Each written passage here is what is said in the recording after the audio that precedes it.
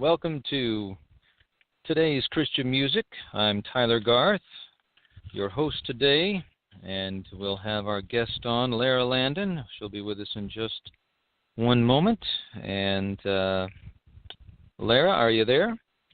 I'm here. How are you? All right. I'm doing all right. I am figuring this out on myself today, and it's a thrill to have you with us. I've met you a couple times.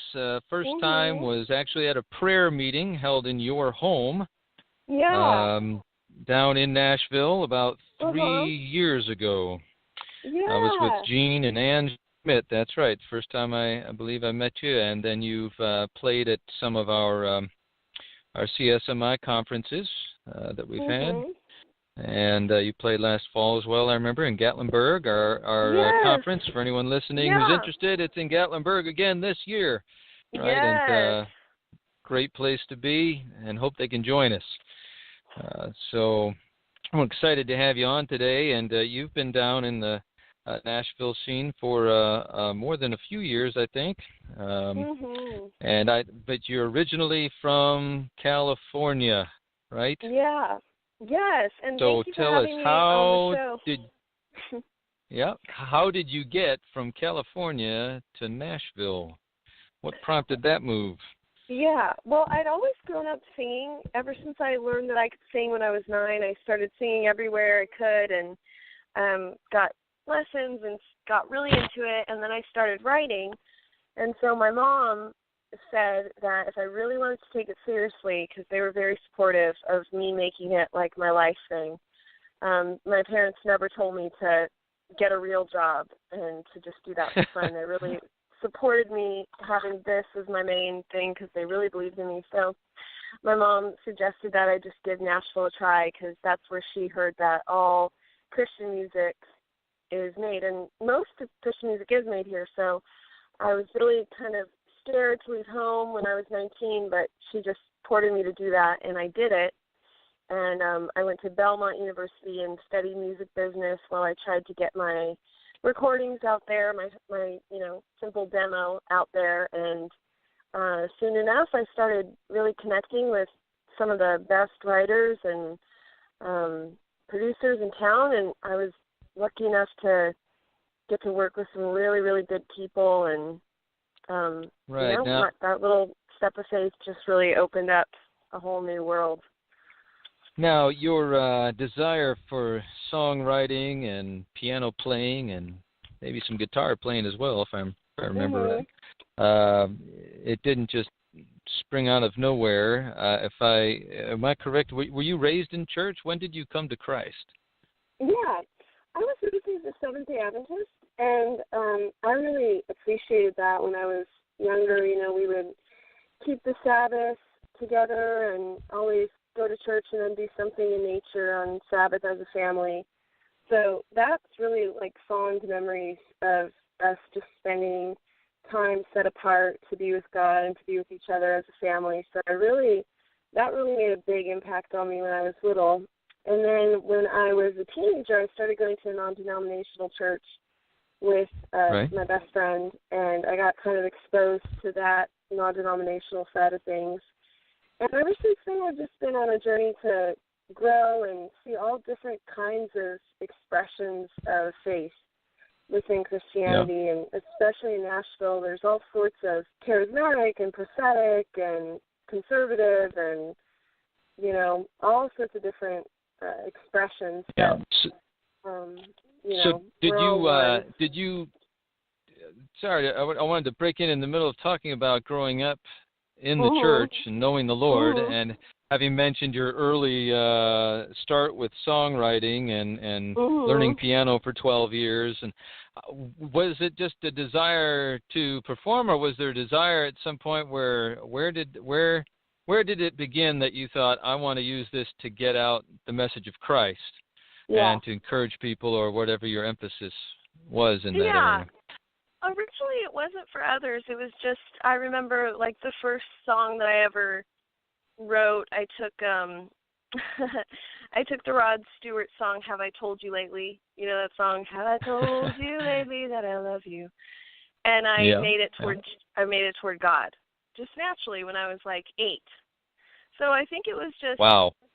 something that was always on my mind, just, always like this awareness of God. And I knew I loved God, and maybe I was just trying to express that, and maybe it didn't feel real to me when I sang, about this or that. It felt the most heartfelt when I was singing about God. I remember the first song I ever recorded was an Amy Grant song called That's What Love Is For. And right. Yeah. I was naturally drawn to those kinds of songs ever since I was little. And long before I thought about encouraging other people with it, that was something that just drew me in. Mm-hmm. Well, let's see, maybe you covered this, but after moving from California with your parents backing you to see your dreams come true in the music industry, in Christian music, you ended up at Belmont and going to school for a music business degree. So was that the intention, though, was to come and be a performer, a songwriter? Is that? Yeah. Right. Okay. And yeah. I just thought so I don't want people giving me instruction on how to play my music or how to write. I just wanted to know more of the business side of things. So that's and why you I went landed to there, business. which will be good because if I read correctly, and anyone can go and read up on your history and how the Lord's helped you in your ministry by going to laralandon.org, I believe. Correct me if I'm wrong. But you landed in Nashville at the age of 19. So it's good you were going to get some schooling on the business end of the music industry because a lot of people can end up being taken advantage of purposely or not knowingly, So and it says here you went without knowing a single person in Nashville or having any idea how to pursue a career as a musician, but God made some connections for you. What happened? Yeah, I was just crazy enough. I put my demo, just piano vocal demo, online, and randomly this producer, big name producer, I don't want to say his name, but I know that you've heard songs he's written and produced, but he contacted me out of the blue and was like, hey, you're great. Come see me at my studio on Music Row, and we'll work something out. So I went and saw him, and I played for him, and he was just impressed and like, okay, let's do it. Now, that deal didn't work out, but it gave me the encouragement to keep trying to put my music out there because I thought, if this guy thought I was good enough, then maybe I should have the confidence to keep trying. So I was trying. I was entering writer showcases and stuff, and then another record label executive took notice, and that's how I got my first recording contract. So what happened to you is what most people kind of dream of happening. Show up in Nashville, play your music for somebody. Somebody big will say, "Hey, we want to start you out." And then, of course, the dreams at first didn't quite turn out how you had anticipated, but I mean that was quite a start and gave you some connections, and so I found out now when you first started to record there in Nashville, were you recording your own music to begin with, or did your songwriting for recording mature after you had been there a while, or is that something you just took with you? I had been writing a lot when I was a teenager, and so when I got to Belmont, I started entering like writer showcases and writing a ton, and by myself and then with other people. And so I think it was always understood that, I'm not just coming here to sing. I have something to say, and I have these songs that are really dear to me. And so it always was inseparable that I was a singer-songwriter. It was never like I'm just trying to be a singer. So it was really cool. The people I got with, like, really respected the songs that I wrote and were excited about them. kind of express myself on my first recordings, and the album didn't, skyrocket a huge career or anything, but I am really, I know God was in the first album, and one song did really well on the radio and opened up a lot of doors, and so I was really blessed in that way, but it wasn't the, quick road to like super Christian stardom that I wanted. So I was kind of disappointed in that. Well, and I know, I believe that you're, when you say the quick road to Christian stardom, that just simply opens up a broader audience to get the message out to, and I'm glad for that when those opportunities come. But let's listen to one of your songs right now. Okay. We've chosen the song called "Starting Again." Anything you want to tell us about that before we play it? How'd that come about? I was just I was in that period when I first came to Nashville, and I felt like I was trying to start my whole life again and kind of reinvent who I was and who I knew that I could be free to be, because, God just like clears the slate and gives me a new start, so I don't have to be tied to old ways. And I took that serenity prayer that Alcoholics Anonymous use sometimes, Lord, grant me the courage to change the things I can, and be at peace with the things I can't change, and the wisdom to know the difference. So I heard that prayer, and I just came up with this song. All right, well, here it is, Starting Again.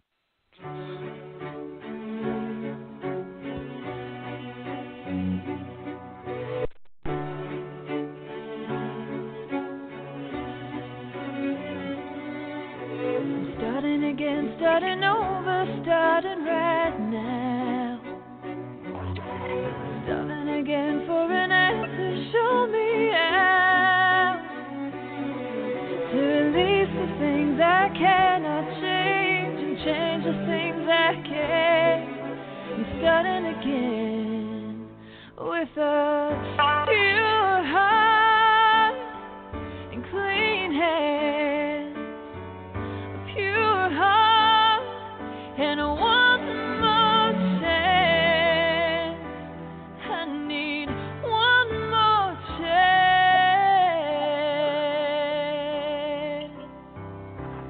Start again. Gonna give up, give it up now. Running after all my poor eyes will allow, and dying to feel alive and living it up in vain. Help me to be giving up my life to live again with a pure heart, clean hands, a pure heart, and one more chance. I need one more chance.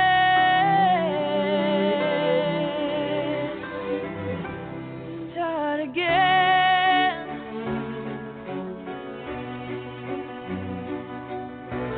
Starting again, starting again, starting again. Starting again, starting again, starting again.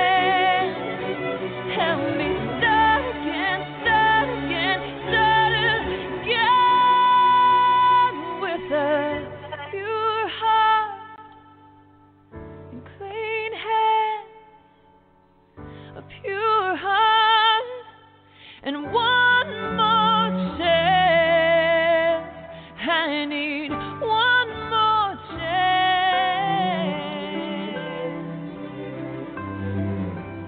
Start again.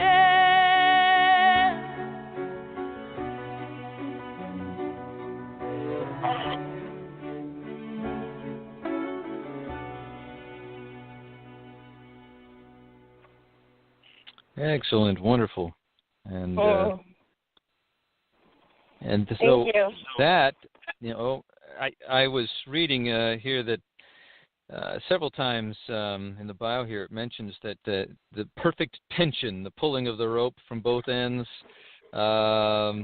it keeps tightrope walkers balanced as they walk over the heads of their audience, and that it's much the same way with your music. One person writes that Lara writes from the darker shades of her personality, saying, "I believe that it's better to feel something strong than nothing at all."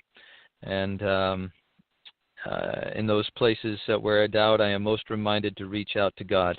You know, you can hear the passion in your singing. I've listened to some of your other songs. You hear it in that as well. And some of that surely has grown over the years as I've read up some on your ministry here. You don't just hang out in Nashville and write music and record it. You hit the road and tell us a little more of what you do, and maybe you can share about New Reality International as well. Yeah, I'd love to. So I felt like I needed to do things a little bit different than, you know, originally I thought of this Christian superstardom thing and having these awesome, like, big tours and playing at arenas, and that was always my goal. But, right. you know, as I met different people, and I particularly met this one man who kind of like a father figure, and he was telling me about these tours he wanted to put together where we reach the you know, all sorts of different places, and really it's more of a ministry and more of a service, like a servant's heart type thing, going to the lowly places. And so I did a few of those tours, and it really just opened my mind to what music really could do. And it stopped being so much about just me and what I wanted and, you know, this big radio success and lots of awesome tours. And it was more about, you know, how I could reach these people that Jesus really cared about. And so I started going to prisons and rehab centers and homeless shelters and juvenile halls and, you know, places where the mentally ill are. And I was just seeing how, you know, these people needed it so badly to just be encouraged and have people come in and tell them that they cared and try to brighten their day and give them hope. And so I've been doing that, and it's been just a really crazy adventure and so rewarding and so hard sometimes. Right. But really, I can't help but think that it would boost the passion of your songwriting, seeing the needs of people's hearts, seeing their personal needs and where they are in life, and that you have the message of Christ, and you know, it seems that it would erase any difficulty of material for songwriting. The people out there that they're trying to come up with the song, they just need to hit the road, right? Hit the back alleys, hit the streets, find the people where they're hurting, and begin to write to meet those needs. Do you want to share any specific experience that was a blessing to you, that God used you in any of those venues? Oh I remember you sharing one or two at a conference.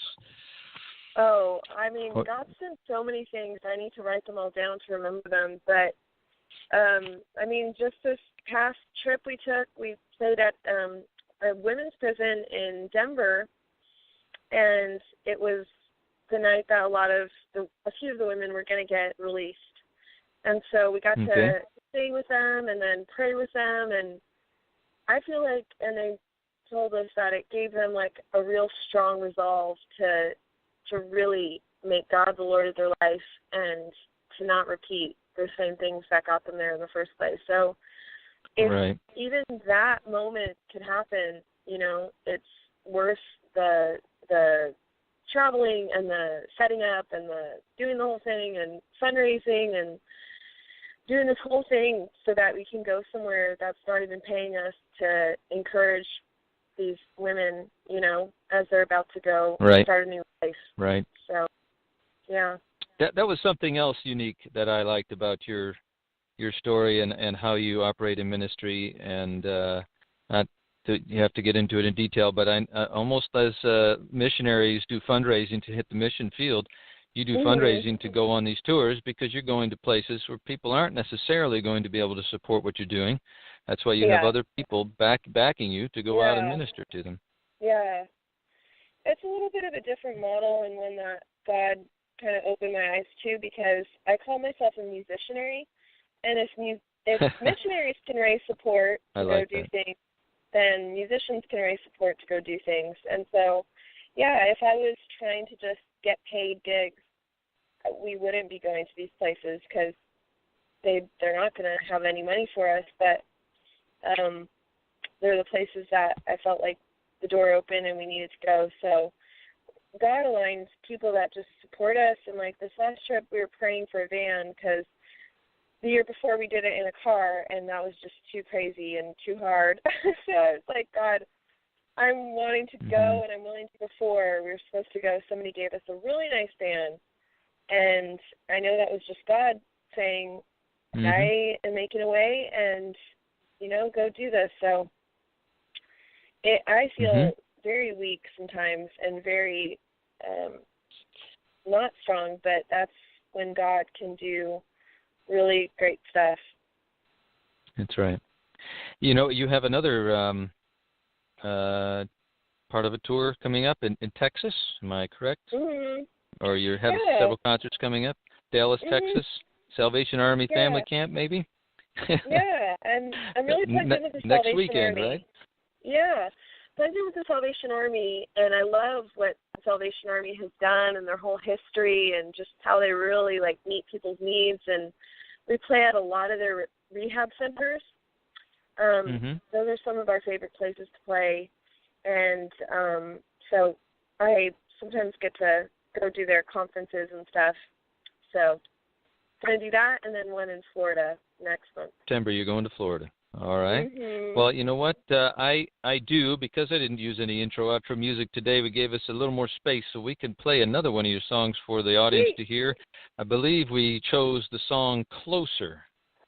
And we'll play that, and then you can tell us what you want to about that when it's done, and then we'll say our goodbyes until next time. All right? Okay. Here it is, song Closer.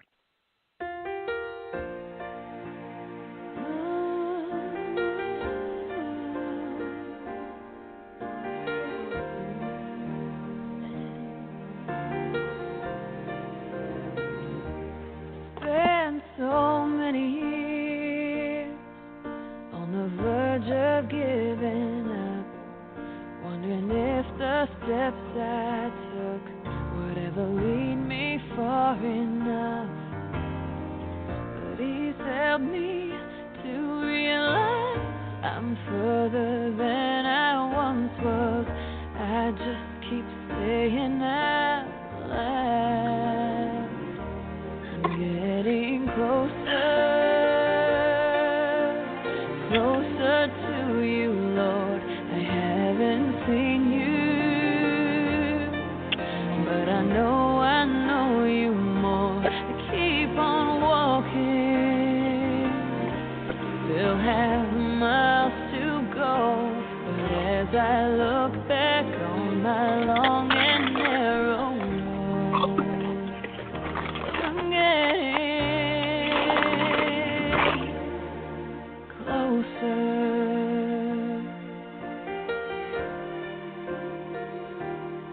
I've been stumbling through the dark, feeling my way around, trying to be that light that I've heard so much about. But though I see just dimly, your light is always leading. I'll follow all the way home. I'm getting closer, closer to you, Lord. I haven't seen you, but I know you more. I keep on walking, still have miles to go. But as I look back on my long and narrow road,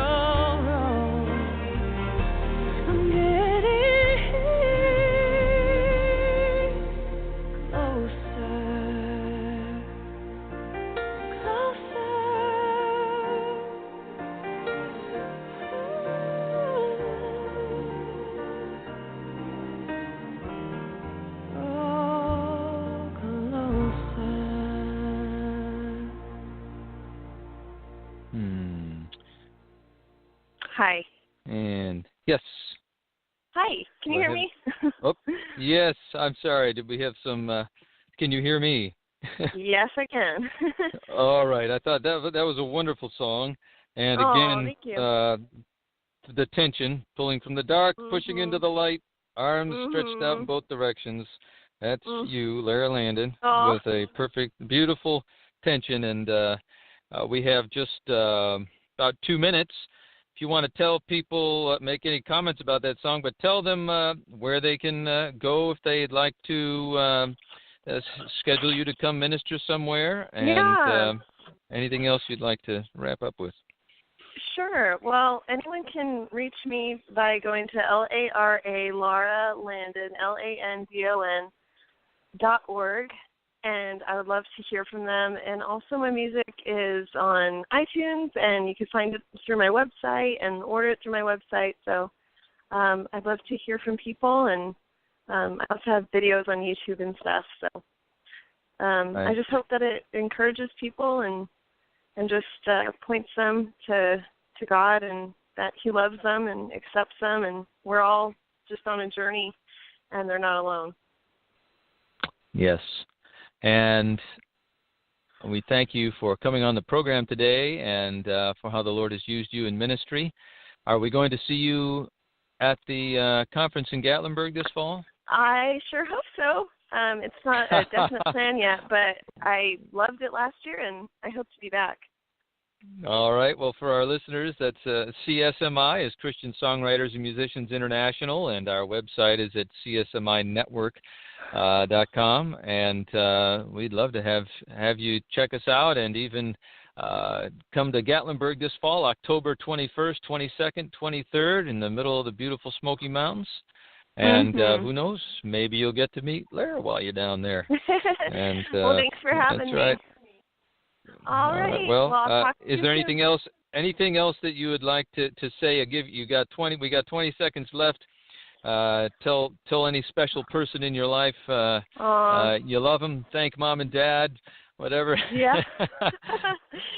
I would say this, and this is something that just I've heard once. If you don't believe in Jesus anymore, don't worry, because He believes in you, and He's real, and He will make Himself real to you if you just give Him a chance.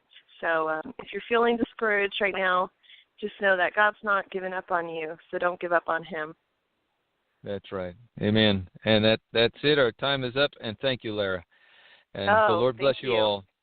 Thank you. All right. Talk to you later. Fashion emergency.